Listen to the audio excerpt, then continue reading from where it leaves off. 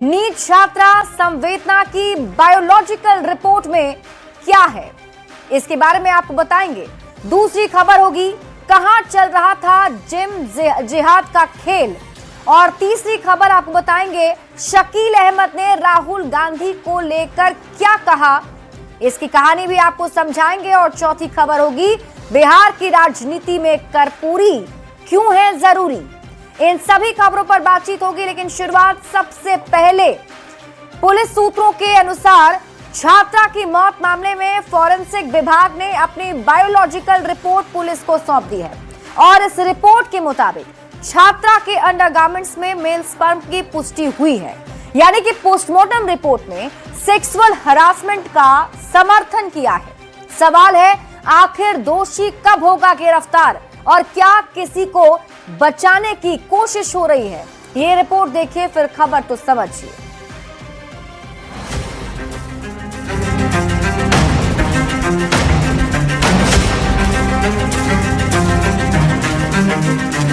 जहानाबाद की छात्रा संवेदना की मौत मामले में पुलिस की भूमिका और एसआईटी की जांच पर उठ रहे सवालों के बीच पुलिस की पहली थ्योरी पर सवाल उठाता एक और बड़ी जानकारी सामने आई है। पुलिस सूत्रों के अनुसार छात्रा की मौत मामले में फॉरेंसिक विभाग ने अपनी बायोलॉजिकल रिपोर्ट पुलिस को सौंप दी है।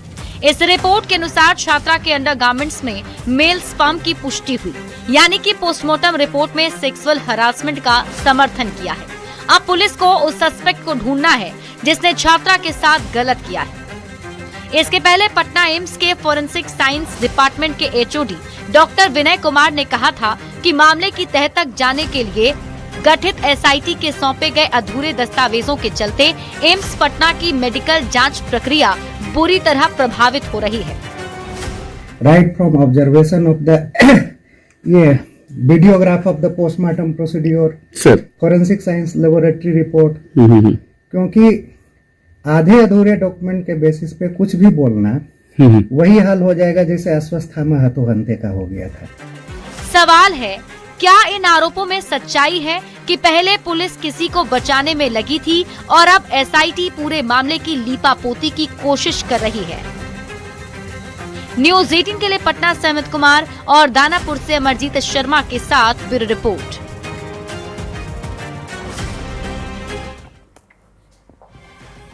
देखिए, इस पूरे मामले पर पुलिस की कार्यशैली पर सवाल उठ रहे थे, और सवाल इसलिए उठ रहे थे क्योंकि पुलिस ने जो थ्योरी दी उससे इतर रिपोर्ट कह रहा है। आइए अब आपको खबर को समझाते हैं। देखिए, नीट छात्रा की मौत के मामले में सूत्रों के हवाले से अब एक बड़ी खबर सामने आई। खबर यह है, सूत्र बता रहे हैं कि फॉरेंसिक टीम ने पुलिस को बायोलॉजिकल रिपोर्ट सौंप दी है, और ये जो रिपोर्ट सौंपी गई है उसमें सेक्सुअल हरासमेंट की बात है। इसकी पुष्टि ऐसे हो रही है कि छात्रा के अंडरगारमेंट में स्पर्म मिले हैं, जो रिपोर्ट बता रहा है। यानी अब साफ साफ तो नहीं कह सकते कि रेप हुआ था, लेकिन सेक्सुअल हरासमेंट की बात तो सामने इस रिपोर्ट से जरूर आ गई है। अब आप सवालों के जरिए खबर को समझिए। आखिर पुलिस ने शुरू में रेप से इनकार क्यों किया था, क्योंकि शुरुआती जब ये मामला सामने आया, पुलिस का पहला बयान आया, तो पुलिस ने इसमें रेप की आशंका से इनकार किया था। फिर पीएमसीएच की रिपोर्ट से पहले रेप से इनकार कैसे कर दिया, ये सवाल उठता है। सवाल ये भी पूछे जा रहे हैं कि डॉक्टर की शुरुआती रिपोर्ट आखिर किस आधार पर बनी, पुलिस ने उसी को अंतिम रिपोर्ट आखिर क्यों मान लिया। सवाल ये, क्या एसएचओ रोशनी कुमारी ने जांच को प्रभावित किया। सवाल ये, क्या पुलिस आरोपियों को बचाने में लगी थी। 3 लोगों को क्यों और किस आधार पर पुलिस ने छोड़ा। सवाल ये भी, क्या वे हॉस्टल छात्रा या स्टाफ से जुड़े थे। मोबाइल से सुसाइड सर्च की कहानी आखिर किसने बनाई। ये तमाम सवाल हैं, अनसुलझे सवाल हैं, जिसके जवाब जानने बेहद जरूरी हैं। घर वालों के कहने के बाद भी जिस ढंग से रेप के आरोप को नकारा गया, उसके बाद संवेदना के घर वालों ने कई लोगों पर आरोप लगाए। संवेदना के घर वालों ने जो आरोप लगाए हैं उसके आधार पर कोई 1-2 नहीं बल्कि 5-5 लोग संवेदना की मौत और उसके बाद की स्थिति के लिए जिम्मेदार हैं। तो आइए जिन जिन लोगों पर आरोप लगा है उनके नाम भी जान लेते हैं और उन पर आरोप क्या लगाए गए हैं ये भी आपको बताते हैं। सबसे पहला नाम सामने आता है रोशनी कुमारी का। रोशनी कुमारी एसआई, पहली रिपोर्ट ही उन्होंने गलत बनाई। इसके बाद जो दूसरा आरोप लग रहा है वो है अभिनव कुमार पर। एएसपी अभिनव कुमार पर भी आरोप ये है कि बिना जांच किए थाना प्रभारी की रिपोर्ट उन्होंने मान ली। तीसरा आरोपी जिस पर आरोप लग रहे हैं वो है परिचय कुमार, एसपी पटना पूर्वी के, क्योंकि बिना पोस्टमार्टम रिपोर्ट के उन्होंने इस पूरे मामले को सुसाइड बता दिया। इसमें चौथे आरोपी डॉक्टर सतीश बताए जा रहे हैं प्रभात मेमोरियल के। महिला डॉक्टर का हवाला देकर रेप से उन्होंने इनकार कर दिया। शरीर पर चोट बताया। कार्तिकेय शर्मा, एसएसपी पटना, इन पर भी आरोप है क्योंकि मामले की पड़ताल इन्होंने की ही नहीं, बिना किसी पड़ताल किए रिपोर्ट पर भरोसा कर लिया और स्टेटमेंट बता दिया। और इन पांचों पर आरोप संवेदना के परिजनों ने लगाए हैं। ये आरोप इसलिए लगाए गए हैं क्योंकि एक के बाद एक जो बयान आए उसमें वापस कभी उस रिपोर्ट को जांच नहीं किया गया, बल्कि उसे ही अंतिम रिपोर्ट मान लिया गया। अब देखिए, सबसे गंभीर आरोप एसएचओ रोशनी कुमारी पर लगाए हैं, जिन्हें एसआईटी में शामिल नहीं किया गया था। लेकिन 19 जनवरी को एसआईटी की टीम जब जांच करने के लिए उसी शंभू हॉस्टल में पहुंची थी जहां संवेदना रहती थी, तो उनके साथ रोशनी कुमारी भी दिखी। उसके बाद यह सवाल उठाया गया था कि एसएचओ रोशनी कुमारी एसआईटी के साथ जांच के लिए आखिर क्यों गई, यानी जिन लोगों पर छात्रा के घर वालों ने शक जताया था वो जांच टीम के साथ क्यों दिखे, ये सवाल भी पूछे गए। हालांकि देखना होगा बायोलॉजिकल रिपोर्ट के सामने आने के बाद पुलिस इसमें क्या अलग खुलासा करती है। बढ़ते आगे और बात अगली खबर की, और अब एक खबर पड़ोसी राज्य उत्तर प्रदेश से। मिर्जापुर में जिम की आड़ में धर्मांतरण मामले में पुलिस ने मास्टरमाइंड पर शिकंजा कस लिया है। फरार जिम मालिकों में से एक इमरान खान को पुलिस गिरफ्तार कर चुकी है। पुलिस ने मुख्य आरोपी जिम मालिक इमरान खान को दिल्ली से गिरफ्तार कर लिया, जबकि दूसरा 25,000 का इनामी अब भी फरार है। ये रिपोर्ट देखिए, फिर खबर तो समझिए।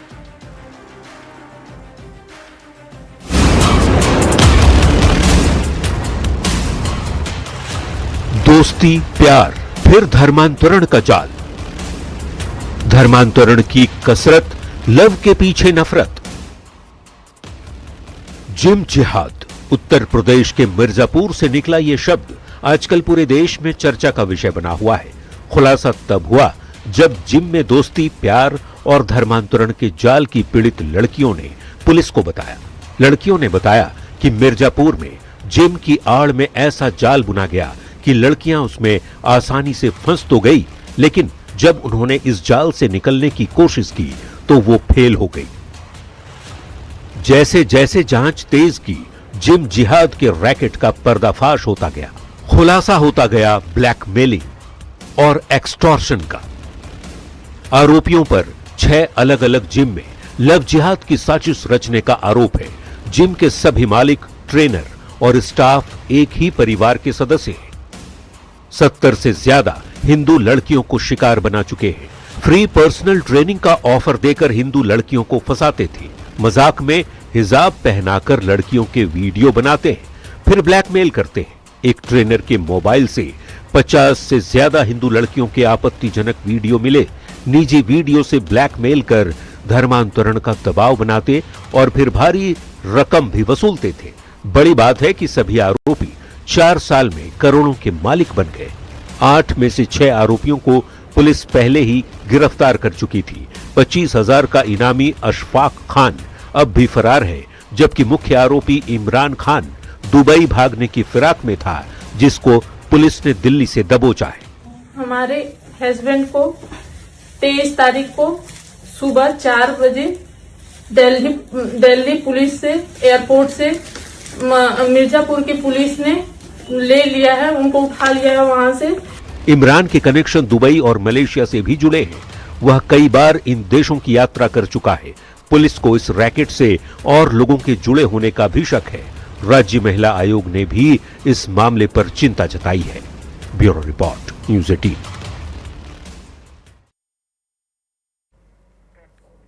तो फिलहाल इस खबर की चर्चा पूरे देश भर में हो रही है।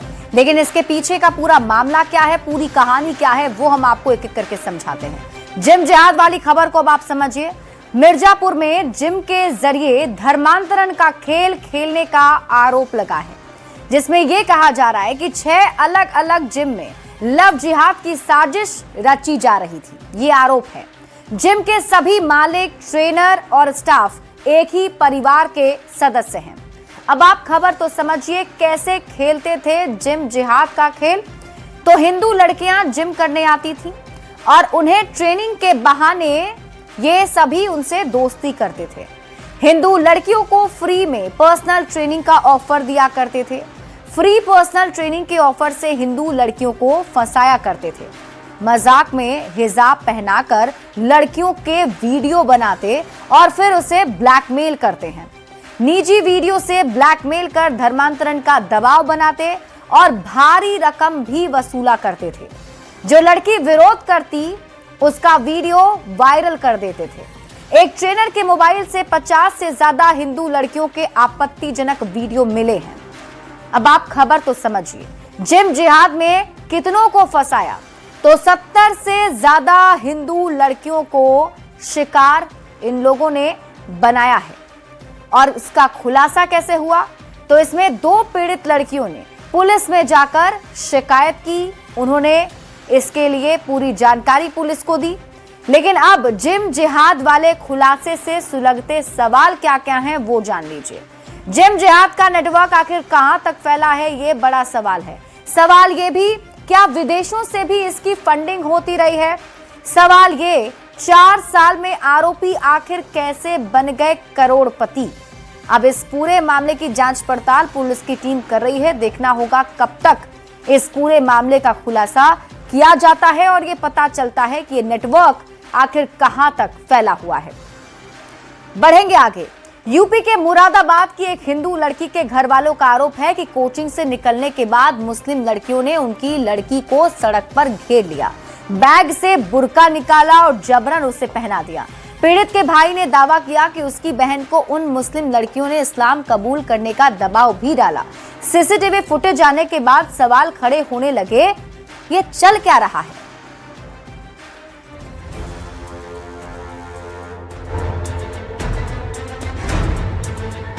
इस तस्वीर को देखिए। कुछ लड़कियां एक लड़की को बुर्का पहना रही है। तस्वीर मुरादाबाद की है। बुर्का पहना रही लड़कियां मुस्लिम समाज की है, जबकि जिसे पहनाया जा रहा वो लड़की हिंदू है। इस तस्वीर ने एक नई बहस छेड़ दी है, क्योंकि लड़की के भाई का आरोप है कि स्कूल की 5 मुस्लिम लड़कियों ने कोचिंग से निकलने के बाद उसकी बहन को सड़क पर घेर लिया, बैग से बुर्का निकाला और जबरन पहना दिया।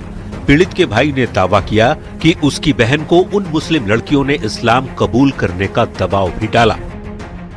जो मेरी बहन है ये उनके साथ होटल में जाती थी, मतलब कुछ खाने, क्योंकि होटल जो क्राउन फैमिली रेस्टोरेंट है एक, उसमें कुछ खाने गई होंगी। इन्होंने वहां पर कुछ ऐसा मिला दिया जिसकी वजह से मेरी बहन का ब्रेन चेंज हो गया थोड़ा, या माइंड वॉश कह सकते हैं आप, इस टाइप से। तो ये जो कह रही थी मेरी बहन वही कर रही थी। पुलिस ने लड़की के घर वालों की शिकायत के बाद 5 लड़कियों पर मुकदमा दर्ज कर जांच शुरू की। में थाना बिलारी पर सुसंगत धाराओं में एफआईआर पंजीकृत कर ली गई है। 5 नामजद लोगों के खिलाफ में एफआईआर हुई है। इसमें हम लोग साक्ष्य संग्रह कार्रवाई कर रहे हैं एवं अन्य विधिक कार्रवाई प्रचलित है। बता दें, मामले का शुक्रवार को सीसीटीवी सामने आया था, जिसके बाद मामले का पता लड़की के घर वालों को चला। बताया जा रहा है पीड़ित और आरोपी लड़कियां एक ही स्कूल में 12वीं कक्षा में पढ़ती हैं। सभी की उम्र 15 से 17 साल के बीच है। साथ में कोचिंग भी जाती हैं। घटना 20 दिसंबर की है। Bureau report, news 18। अब इस वीडियो के वायरल होने के बाद कई सवाल उठ रहे हैं। उन सवालों को हम आपको बताएंगे, लेकिन उससे पहले आप इस पूरी खबर को समझ लीजिए। देखिए, यूपी के मुरादाबाद की एक हिंदू लड़की से जुड़ा ये पूरा मामला बताया जा रहा है, जो तस्वीरों में आप देख भी पा रहे होंगे। लड़की के घर वालों का मुस्लिम लड़कियों पर बहुत आरोप भी है। हिंदू लड़की को जबरन बुर्का पहनाने का आरोप परिजन इन मुस्लिम लड़कियों पर लगा रहे हैं।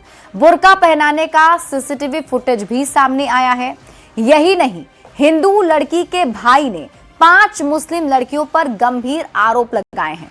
हिंदू लड़की पर इस्लाम कबूल कराने का दबाव बनाने का आरोप भी लड़की के भाई ने इन 5 मुस्लिम लड़कियों पर लगाया है। 5 मुस्लिम लड़कियों पर मुकदमा दर्ज।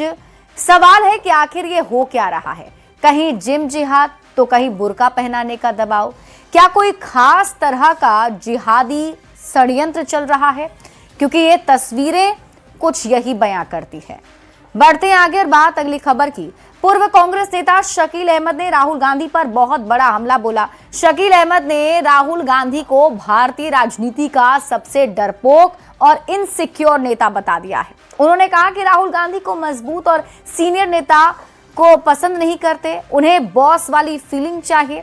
अब शकील अहमद का राहुल गांधी पर सबसे बड़े हमले ने बिहार का राजनीतिक पारा हाई कर दिया है। ये रिपोर्ट देखिए।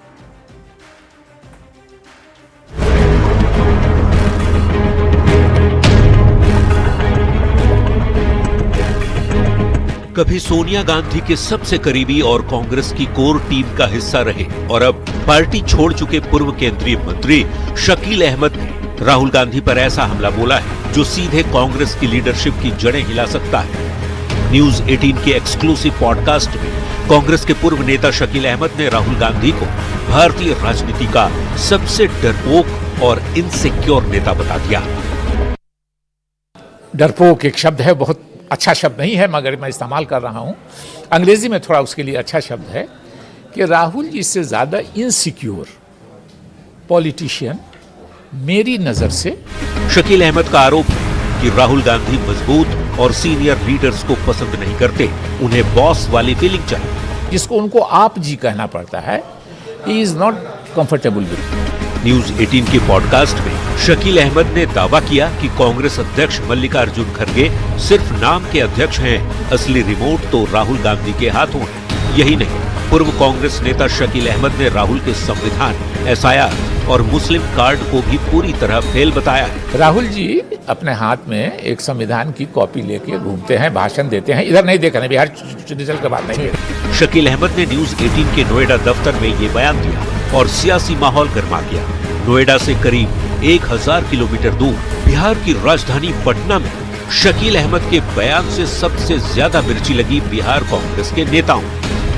होते हेलीकॉप्टर से नीचे पांव उतरते नहीं है और आपको चाहिए राज्यसभा, तो कांग्रेस इस तरह की ब्लैकमेलिंग नहीं बर्दाश्त करेगी। बाकी जिसको जो अनर्गल प्रलाप। जबकि जेडीयू और बीजेपी के नेता कह रहे हैं कि शकील अहमद ने सच कहा।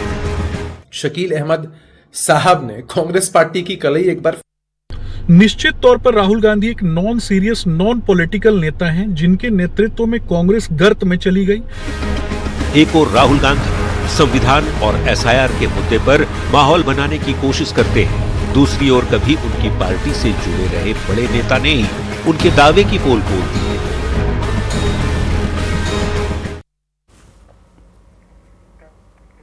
दिल्ली में हुए कांग्रेस की बैठक में सभी कांग्रेस विधायकों ने एक स्वर में पार्टी नहीं छोड़ने का भरोसा दिलाया, लेकिन उन्होंने कहा कि सभी की राय है कि अकेले बिहार में हम लड़े, जिस पर बिहार में सियासी बयानबाजी फिर से तेज हो गई है।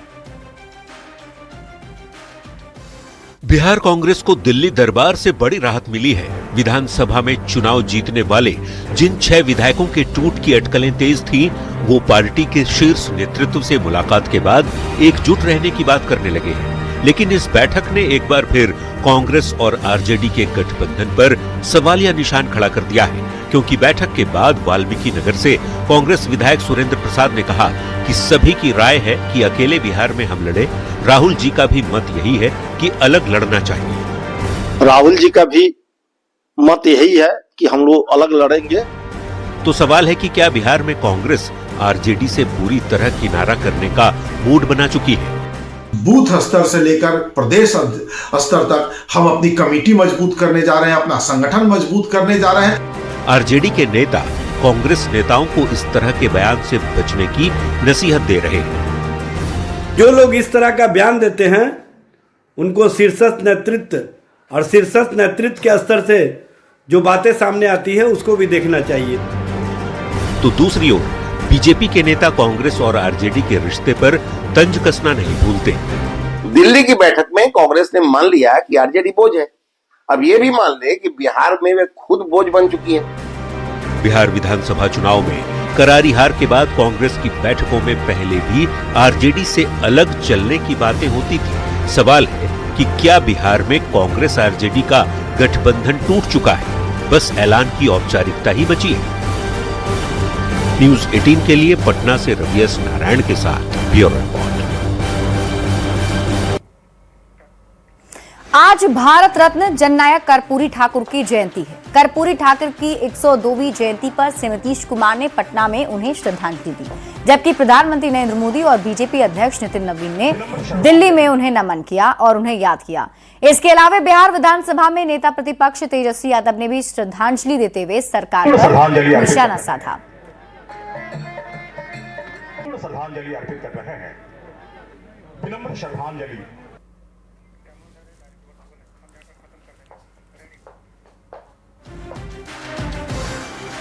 और अब आप खबर तो समझिए। कर्पूरी ठाकुर की 102वीं जयंती थी और आज इसे धूमधाम से मनाया गया।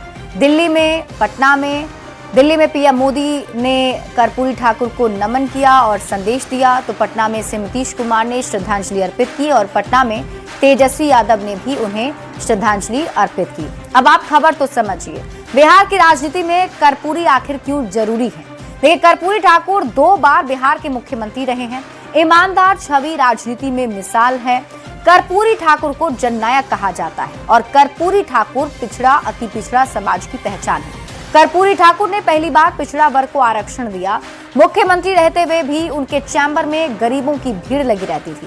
कर्पूरी ठाकुर की बात कर नेता खुद को पिछड़ा वर्ग से जोड़ते हैं और यही वजह है कि उन्हें सबके सामने माना भी जाता है। बिहार में पिछड़ा अति पिछड़ा वर्ग का महत्व अब आप समझिए। ओबीसी की संख्या की बात करें 27.12%, ईबीसी 36.01% है और कुल हो जाता है 63% से अधिक, यानी इतना बड़ा वोट बैंक पिछड़ा अति पिछड़ा समाज का है। खबर तो समझिए। बिहार की राजनीति में कर्पूरी ठाकुर क्यों जरूरी हैं? तो बिहार की आधी आबादी से ज्यादा अकेले पिछड़ा अति पिछड़ा वर्ग की आबादी है और इतना बड़ा पिछड़ा अति पिछड़ा वर्ग कर्पूरी ठाकुर को अपना नायक मानता है। पिछड़ा अति पिछड़ा वर्ग का समर्थन जिसे मिल गया उसकी ही सरकार बनती है। तो लोकसभा चुनाव के पहले केंद्र सरकार ने कर्पूरी ठाकुर को भारत रत्न दिया और बिहार की सभी पार्टियां कर्पूरी जयंती पर कार्यक्रम करती है। नेता कर्पूरी ठाकुर के बताए रास्ते पर चलने का दावा करते हैं। आज भी प्रासंगिक हैं कर्पूरी ठाकुर के विचार, ये कहा जाता है।